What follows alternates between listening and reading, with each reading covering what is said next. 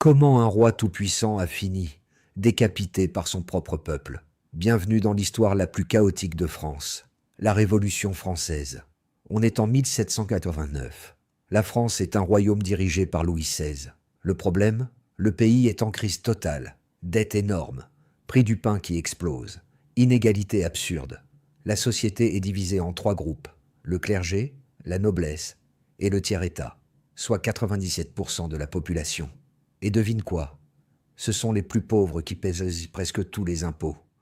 Tu le sens venir le problème ou pas? Le roi convoque les États généraux pour régler la crise. Mais ça tourne mal.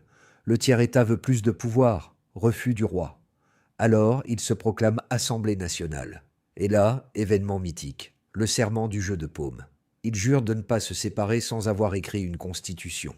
En gros, ils veulent donc limiter le pouvoir du roi. 14 juillet 1789. Le peuple de Paris est en colère. Ils attaquent la Bastille, une prison symbole du pouvoir royal. Pourquoi c'est important? Parce que c'est le moment où le peuple dit « C'est fini, on n'a plus peur ». La révolution est officiellement lancée. Les choses s'accélèrent. Déclaration des droits de l'homme. Égalité devant la loi. Pouvoir du roi réduit. Mais Louis XVI tente de fuir. Raté. Il est arrêté et accusé de trahison. Et là, décision historique.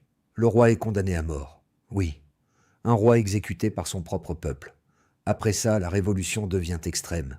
Guerre partout, peur des ennemis, exécution en masse. C'est la période de la terreur. Un homme domine, Robespierre.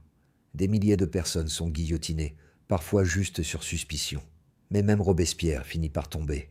Il est arrêté, puis exécuté. La révolution se calme et ouvre la voie à un nouveau personnage, Napoléon. Résultat, plus de roi, une nouvelle société et une France totalement transformée. Et toi, tu penses que cette révolution était nécessaire ?